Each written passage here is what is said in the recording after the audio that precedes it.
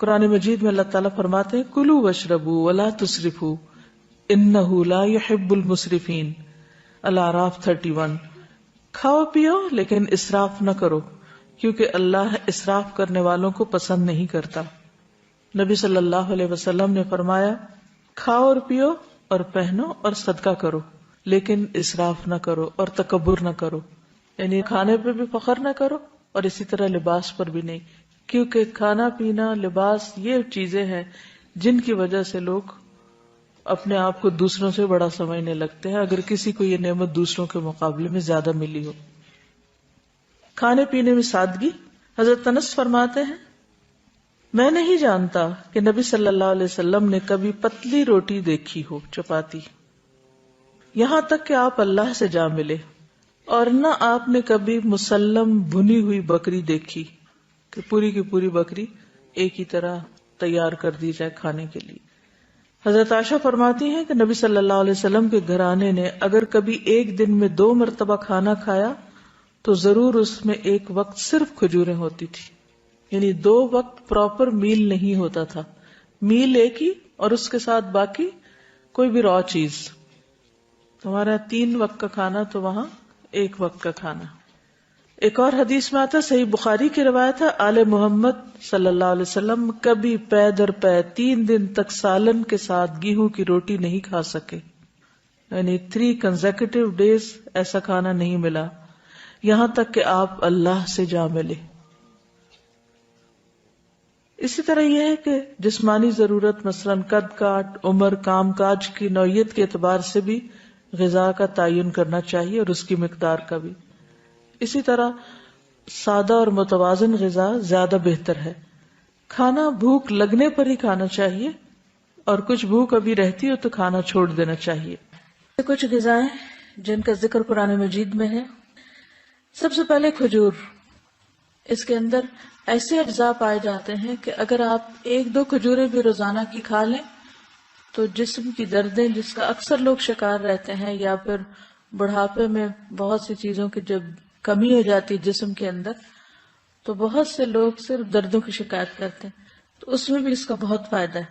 نبی صلی اللہ علیہ وسلم نے فرمایا جس گھر میں کھجور نہیں وہ اس گھر کی مانند ہے جس میں کوئی کھانا نہیں۔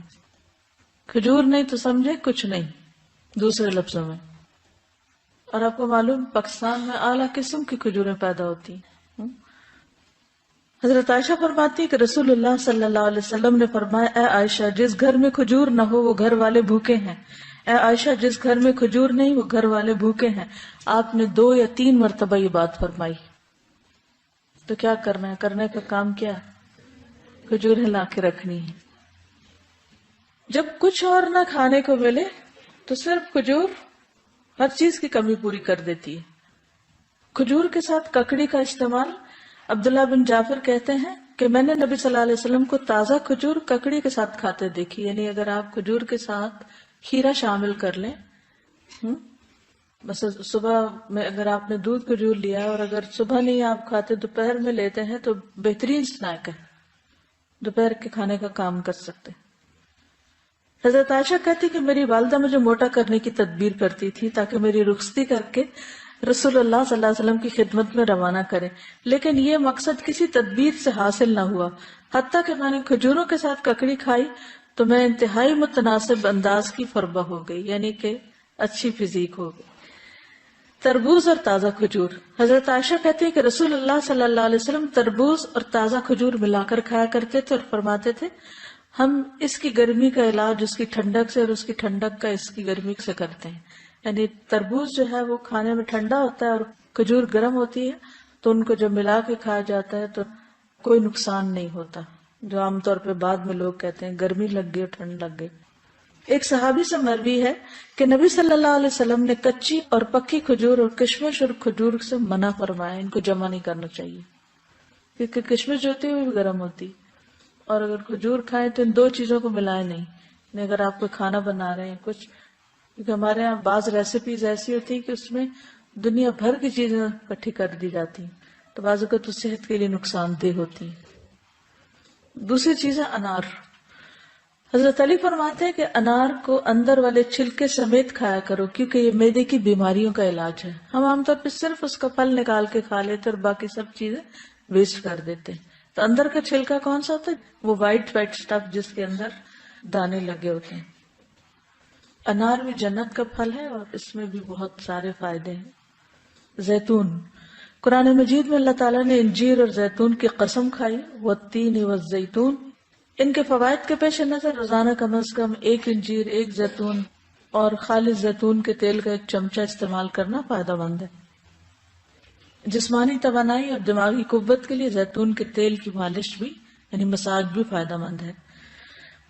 اللہ سبحانہ وتعالیٰ نے زیتون کے تیل کو قرآن مجید میں مبارک تیل کہا ہے. حدیث میں آتا ہے کلوا الزیت وادہنوا بہ فانہ من شجرۃ مبارکہ. نبی صلی اللہ علیہ وسلم نے فرمایا زیتون کا تیل کھاؤ اور لگاؤ، یہ ایک مبارک درخت سے نکالا گیا ہے. یعنی درخت مبارک کا جس سے نکلا وہ تیل بھی کیا ہوگا؟ فإنها من شجرۃ مبارکۃ.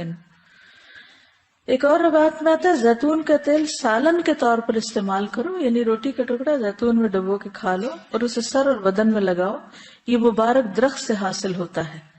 حضرت عائشہ فرماتی ہے کہ رسول اللہ صلی اللہ علیہ وسلم وفات پا گئے اور آپ نے ایک دن میں 2 مرتبہ روٹی اور زیتون کا تیل سیر ہو کر نہیں کھائے. یعنی 2 بار میل نہیں لیا آپ نے، 1 میل ہوتا تھا آپ کا، اور ہر وقت وہ گھی میں لگا ہوا نہیں ہوتا تھا. پیلو کے درخت کا پھل. جابر بن عبداللہ کہتے ہیں کہ ہم رسول اللہ صلی اللہ علیہ وسلم کے ساتھ مر الزہران کے مقام پر تھے، ہم پیلو توڑ رہے تھے. آپ نے فرمایا جو خوب کالا ہو وہ توڑو کیونکہ وہ زیادہ لذیذ ہوتا ہے، یعنی یہ بھی کھانے کی چیز ہے. کدو. فنبذناہ بالعراء وہو سقیم وانبتنا علیہ شجرۃ من یقطین. پھر ہم نے اسے یونس علیہ السلام کو ایک چٹیل میدان میں ڈال دیا جبکہ وہ بیمار تھے، اور ہم نے اس پر کدو کا بیلدار درخت اگا دیا. انس بن مالک کہتے ہیں کہ ایک درزی نے رسول اللہ صلی اللہ علیہ وسلم کو کھانے پر بلایا.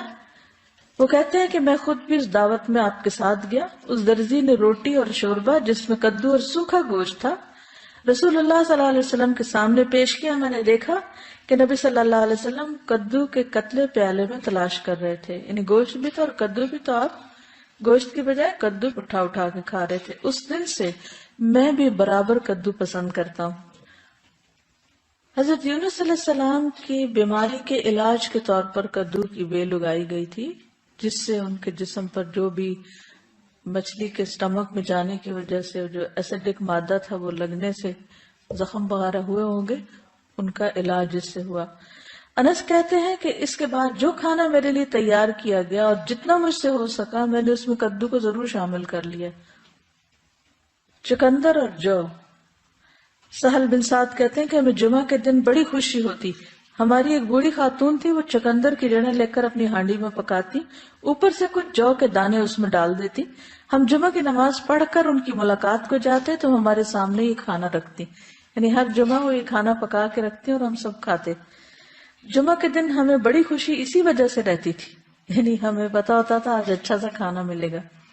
ہم نماز جمعہ کے بعد ہی صبح کا کھانا کھایا کرتے تھے. اللہ کی قسم نہ اس میں چربی ہوتی تھی نہ گھی، یعنی چقندر ہوتے تھے ابلے اور اس کے اوپر جو کے کچھ دانے، پھر بھی خوش ہوتے تھے. ہمارا کیا حال ہے؟ کہتے اللہ کی قسم نہ چربی ہوتی تھی نہ گھی.